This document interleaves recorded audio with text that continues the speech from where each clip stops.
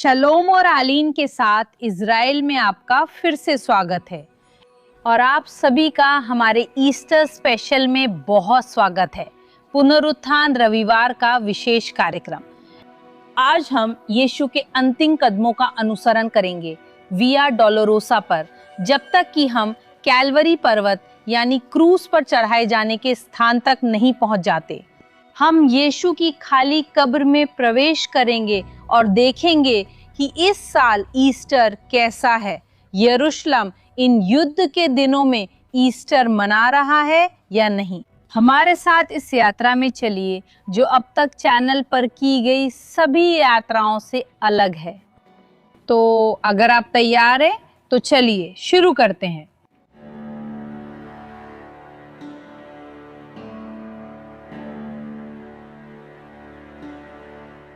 हम विया डोलोरोसा की शुरुआत में हैं। आप यहाँ नंबर 1 देख सकते हैं। ये पहला पड़ाव को दर्शाता है, इस रास्ते की शुरुआत। अगर हम 2000 साल पहले इस जगह पर आते तो यहाँ एक विशाल किला था जिसे एंटोनिया का किला कहा जाता था और उसमें पोंतियुस पिलातुस रोमन गवर्नर थे और यीशु को उनके पास लाया गया, उन पर मुकदमा चलाया गया और उन्हें सूली पर चढ़ाकर मृत्यु की सजा सुनाई गई और यहाँ एंटोनिया के किले में उन्हें क्रूस भी दिया गया और उन्हें मजबूर किया गया कि वे क्रूस को शहर की गलियों से होते हुए सूली पर चढ़ाए जाने की जगह तक ले जाएं। इस रास्ते को विया क्रूसिस या विया साक्रा या विया डोलोरोसा कहा जाता है और यही रास्ता है जिसे हम अब साथ में तय करेंगे। विया डोलोरोसा का रास्ता लगभग 1 किलोमीटर लंबा है और इसका ज्यादातर हिस्सा चढ़ाई वाला है।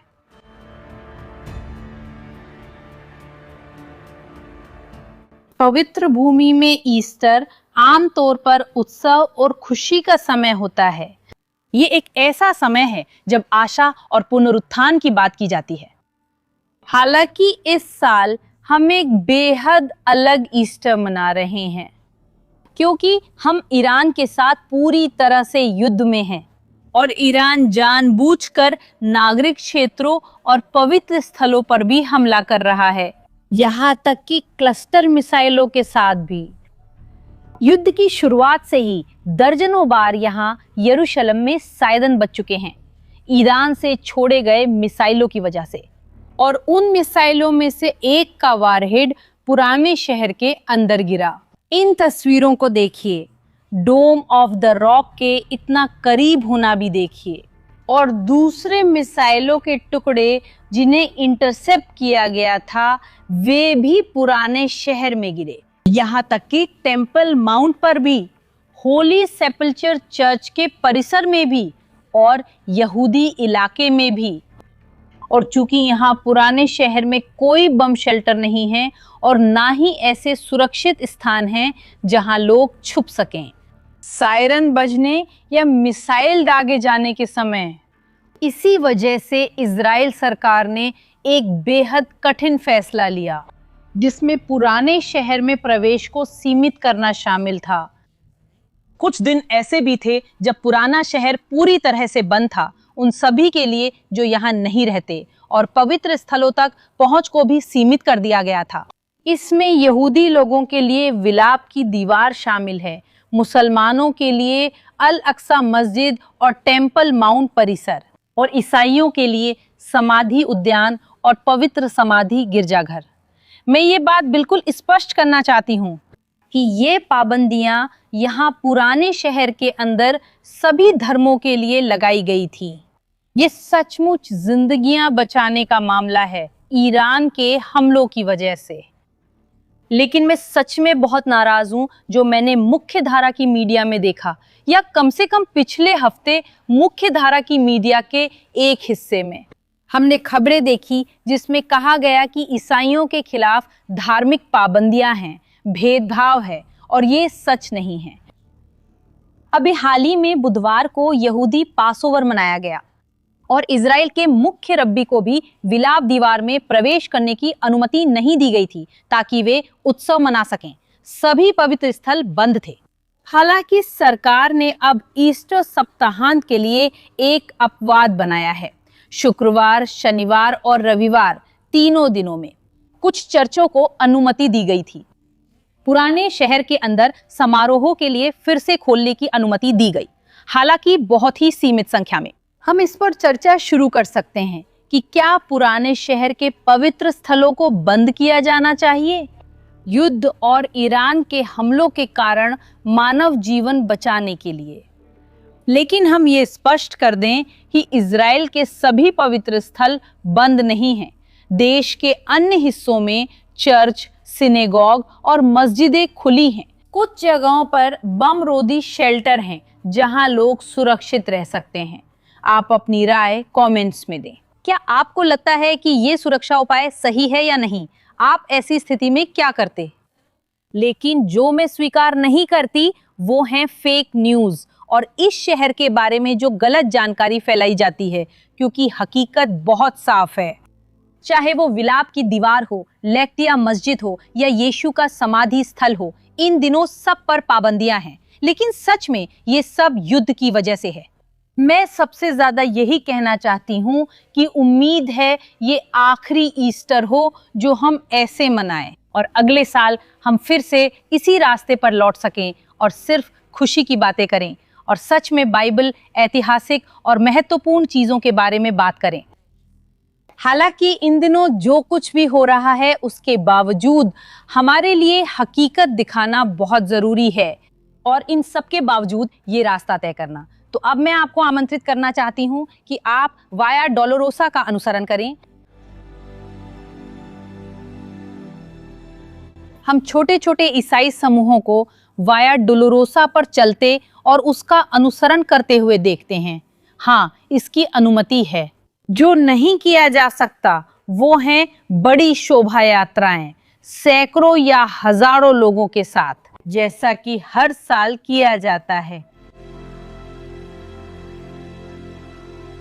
हम अपनी यात्रा के एक महत्वपूर्ण मोड़ पर पहुंच गए हैं, क्योंकि यहाँ वाया डोलोरोसा दो रास्तों में बट जाती है और ये एक जटिल सच्चाई है। लेकिन हमें आपको बताना जरूरी है कि यीशु की केवल एक ही कब्र नहीं मानी जाती, और हाँ, दो स्थान हैं जहां संभवतः यीशु की असली कब्र हो सकती है। इनमें से एक स्थान को पवित्र समाधि गिरजाघर कहा जाता है और वाया डोलोरोसा जो संत समाधि गिरजाघर की ओर जाती है इसी दिशा में है। वाया डोलोरोसा के स्टेशनों से होकर गुजरती है और कलवरी और समाधि की दूसरी संभावना वो स्थान है जिसे गार्डन टूम कहा जाता है, जो इसी दिशा में है और यही हम सब मिलके अब करने जा रहे हैं। लेकिन हमारे चैनल पर ऐसे वीडियो हैं जो गार्डन टॉम और संत समाधि गिरजाघर दोनों को दिखाते हैं और मैं आपको दोनों देखने की सलाह देती हूँ ताकि हर कोई अपनी अपनी राय बना सके। लेकिन अब मेरे साथ गार्डन टॉम चलिए।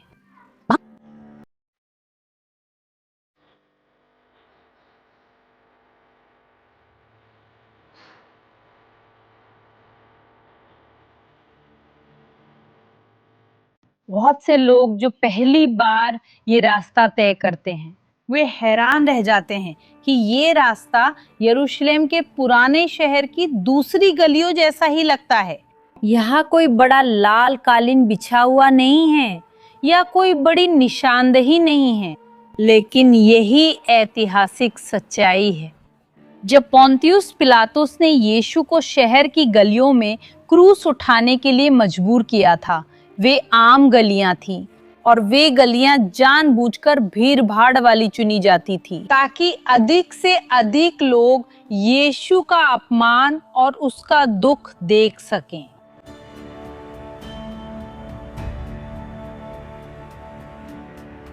मैं यरूशलेम में रहती हूँ और मैं इन गलियों से कई बार गुजर चुकी हूँ और खासकर यहाँ वाया डोलोरोसा से। और इस जगह को इस तरह देखना बहुत ही कम लोगों के साथ और ज्यादातर दुकानें और बाजार बंद हैं, ये वाकई में बहुत प्रभावशाली है और ये युद्ध और उन दिनों की लगातार याद दिलाता है जिन्हें हम जी रहे हैं। देखिए, पवित्र सप्ताह के दौरान वाया डोलोरोसा कैसी है? किसी भी और साल यहाँ हजारों हजार लोग होते चलते हुए और यीशु का ईस्टर मनाते हुए।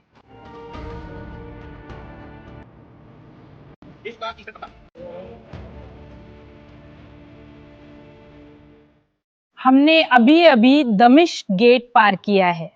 इसका मतलब है कि हम यरूशलेम के पुराने शहर की दीवारों के बाहर हैं। और ये बहुत महत्वपूर्ण है क्योंकि हम जानते हैं कि यीशु की क्रूस पर चढ़ाई और कब्र यरूशलेम की दीवारों के बाहर हुई थी।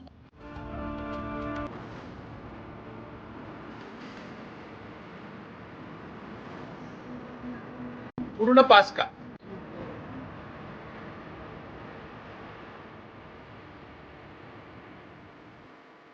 देखिए हम कहाँ पहुंच गए हैं। यहाँ इस पट्टिका को पढ़िए जिस पर अंग्रेजी, अरबी और हिब्रू में लिखा है गार्डन टोम्ब। लेकिन अगर हम देखें तो दरवाजा बंद है। लेकिन चिंता मत कीजिए, ये अभी फिर से खुलने वाली है और इस तरह हम अंदर जा सकेंगे और इन युद्ध और संघर्ष के दिनों में आपको सीधे पूरा कब्र का बगीचा दिखा सकेंगे।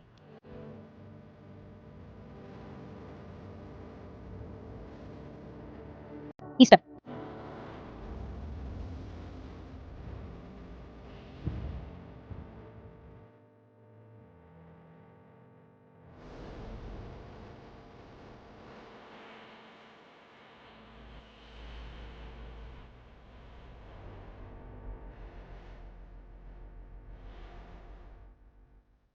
हम वहां चल रहे हैं जहां अरिमथिया के यूसुफ का बगीचा था और हम यहाँ देख सकते हैं कि आज तक यहाँ एक बगीचा है और ये स्थान एक अद्भुत शांति और सुकून का एहसास कराता है।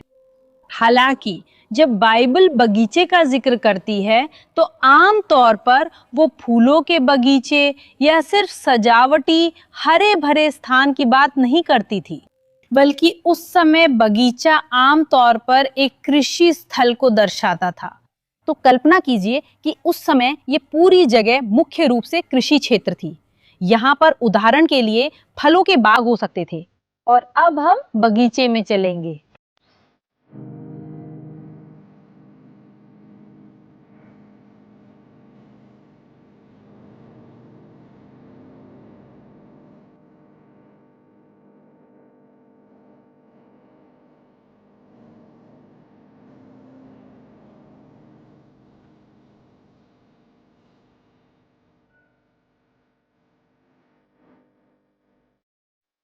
इस जगह का अंतर देखना वाकई प्रभावशाली है क्योंकि बाहर सचमुच एक युद्ध चल रहा है। पूरे इज़राइल में लगातार सायरन बज रहे हैं और अचानक हम यहाँ समाधि उद्यान में आ जाते हैं। हम इस शांति, इस सुकून को महसूस करते हैं। ऐसा लगता है जैसे हम किसी समानांतर दुनिया में आ गए हैं। और इससे भी बढ़कर जो हम यहाँ मौजूद लोगों में देखते हैं वो है उनकी अटूट आस्था और ये बहुत सुंदर है। हम देखते हैं कि यरूशलेम और पूरी पवित्र भूमि की आस्था कैसे अडिग बनी हुई है। लेकिन चलिए ठीक उसी जगह के बारे में बात करते हैं जहां हम हैं। यह कैलवरी पर्वत है जिसे गोलगोथा या खोपड़ी का पर्वत भी कहा जाता है।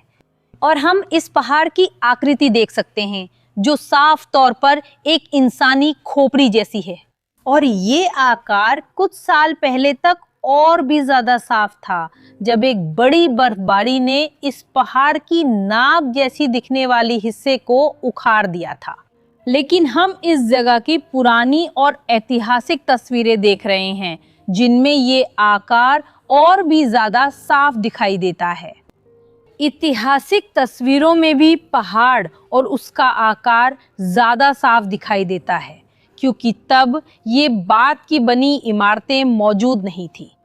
खासकर ये बस अड्डा जो हम यहाँ नीचे देख रहे हैं वो एक अरब बस अड्डा है और ऊपर एक मुस्लिम कब्रिस्तान है। और इसी वजह से ये पहाड़ का कुछ हिस्सा, खासकर निचला हिस्सा ढक देता है। और ये भी हमें वहां तक पहुंचने की अनुमति नहीं देता, क्योंकि यहाँ अरब और मुस्लिम इलाके हैं, वहां तक पहुंचना संभव नहीं है। इसीलिए हम इस बिंदु पर रुकते हैं जो गार्डन टोम का हिस्सा है, और यहाँ से हम खोपड़ी और कैलवरी का स्थान स्पष्ट रूप से देख सकते हैं।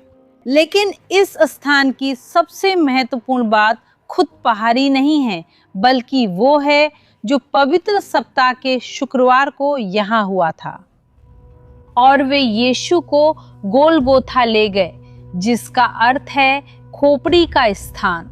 फिर उन्होंने उसे क्रूस पर चढ़ाया और उसके कपड़े आपस में बांट लिए।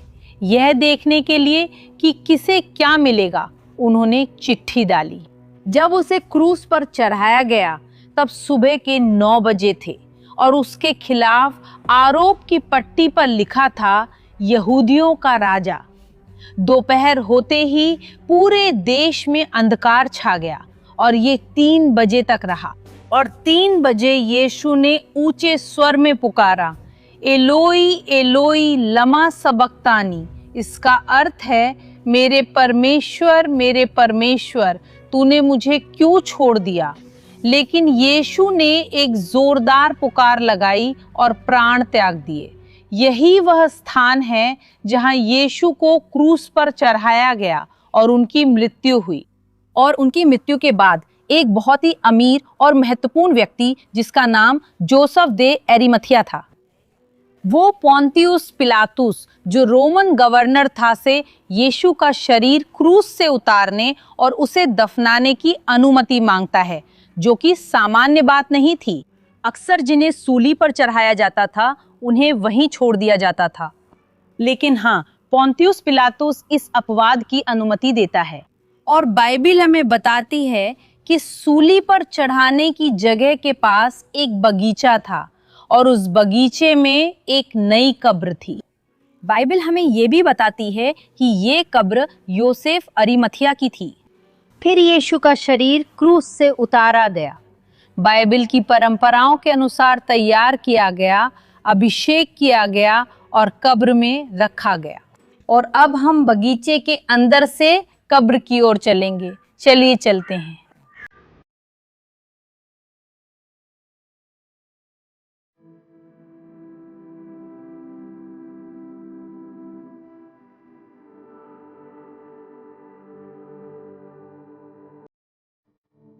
एक सवाल उठता है कि हम कैसे जान सकते हैं कि यह स्थान यीशु के समय में एक कृषि क्षेत्र, एक बगीचा था।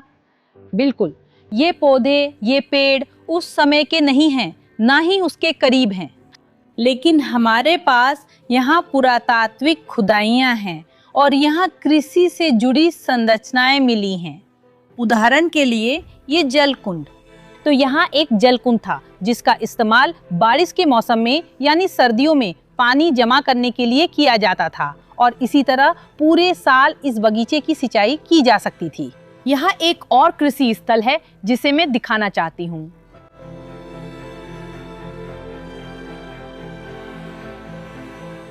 जो हम यहाँ देख रहे हैं वो एक अंगूर दबाने की जगह है, यानी एक ऐसा स्थान जहाँ अंगूरों को पैरों से दबाया जाता था ताकि रस या शराब बनाई जा सके। ये एक बार फिर दिखाता है कि ये एक कृषि क्षेत्र था, और ये संभावना है कि अरिमथिया के यूसुफ के इस बगीचे का एक हिस्सा एक अंगूर का बाग या छोटी सी अंगूर की खेती रही हो। और हम देख सकते हैं कि इस कृषि स्थल के बिल्कुल पास, इस बगीचे के बीचों बीच, हम पहले से ही खाली कब्र देख सकते हैं। और इस बड़े बगीचे के बीचों बीच हम एक चट्टान में खुदी हुई कब्र देखते हैं, और सचमुच सिर्फ एक कब्र है। यहाँ कोई बड़ा कब्रिस्तान नहीं था, बल्कि हम एक कृषि क्षेत्र देखते हैं जिसमें एक कब्र है। और यहाँ जो कुछ भी हम देखते हैं वो बाइबल के वर्णन में बहुत अच्छे से फिट बैठता है, यहाँ तक कि सबसे छोटे विवरणों में भी। इसे देखिए, ठीक यहाँ प्रवेश द्वार पर हम एक नाली देख सकते हैं। ये जो जगह है, यहाँ एक बड़ी पत्थर रखी जाती थी जो कब्र को बंद और खोलने के लिए लुढ़काई जाती थी। और वो असली पत्थर जो खोलने और बंद करने के लिए था वो अब यहाँ नहीं है। समय के साथ वो गायब हो गया, लेकिन पत्थर पर बने निशान ये साबित करते हैं कि इसमें कोई शक नहीं कि वो यहाँ था। यहाँ पत्थर पर कुछ छोटी छोटी खुदाइयां भी हैं। यहाँ पुराने ईसाई चिन्ह बने हुए हैं, बाहर भी और अंदर की तरफ भी। ये ईसाई चिन्ह हैं जिन्हें बीजांटिन काल में बनाया गया था, जो कि पवित्र भूमि का पहला ईसाई काल था। और ये दिखाते हैं कि ये जगह ईसाई पूजा स्थल थी, आज के समय की नहीं बल्कि सच में प्राचीन काल की। और मेरी राय में सबसे प्रभावशाली चीज वो है जो इस तरफ है। आप एक बड़ी दरार देख रहे हैं जो पत्थर में आगे बढ़ रही है। हम इसे यहाँ देख सकते हैं। अब ये दरार पूरी तरह कंक्रीट से भरी है, जो स्थिरता के लिए भरी गई थी, लेकिन हम इसे देख सकते हैं। ये क्यों महत्वपूर्ण है? हम यहाँ एक बड़ी दरार देख सकते हैं जो तीव्र भूकंप के कारण बनी थी। भूकंप इतना बड़ा था कि इसने मूल समाधि का एक हिस्सा गिरा दिया। इसलिए ये हिस्सा जो सदियों बाद फिर से बनाया गया वो इसलिए है क्योंकि यहाँ इस भूकंप के कारण संरचनात्मक समस्याएं हुई थी। लेकिन यहाँ दरार आती है, आती है, आती है और ये दूसरी तरफ नहीं जाती। और इसका मतलब है कि समाधि, ये दरवाजा भूकंप होने से पहले ही खोदा जा चुका था। क्या आप समझ रहे हैं कि हम क्या कह रहे हैं? यहाँ एक बड़ा भूकंप आया था जिसने इस समाधि को नुकसान पहुंचाया था। एक बड़ा भूकंप जो ठीक इसी इलाके में आया था, और ये तब हुआ जब समाधि पहले ही खोदी जा चुकी थी।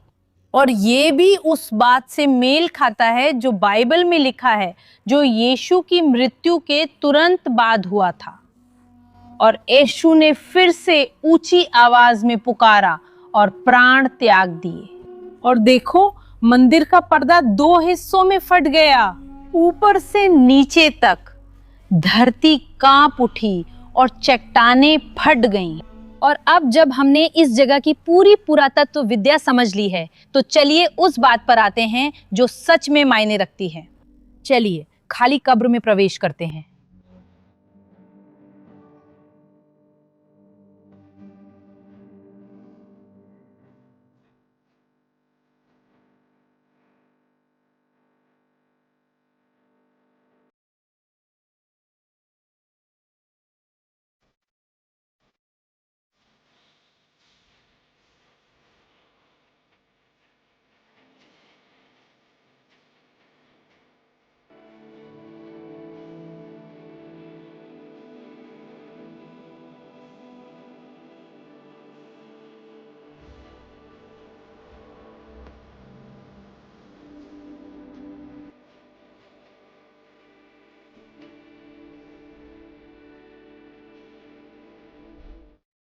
हम यहाँ जोआ बपतिस्ता एवेंजलिस्ता के साथ हैं। वे ब्राजीलियाई हैं और पिछले 30 से अधिक सालों से पवित्र भूमि में रह रहे हैं। बिल्कुल सही।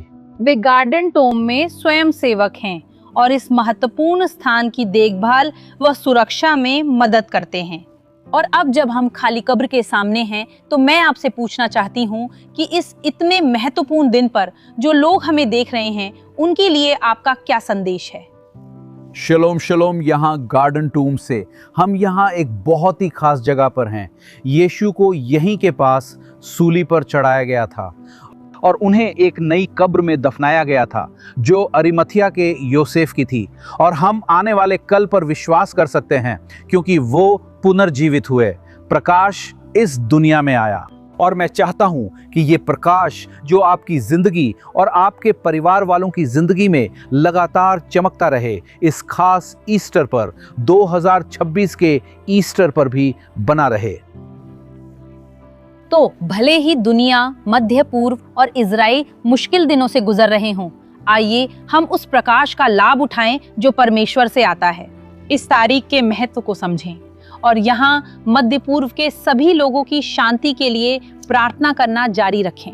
आमीन। Shalom shalom. और इस बहुत महत्वपूर्ण बाइबल स्थल से हम आप सभी और आपके परिवारों को एक खुशहाल और धन्य ईस्टर की शुभकामनाएं देना चाहते हैं। और हम अगली बार मिलेंगे। बहुत धन्यवाद जोआ।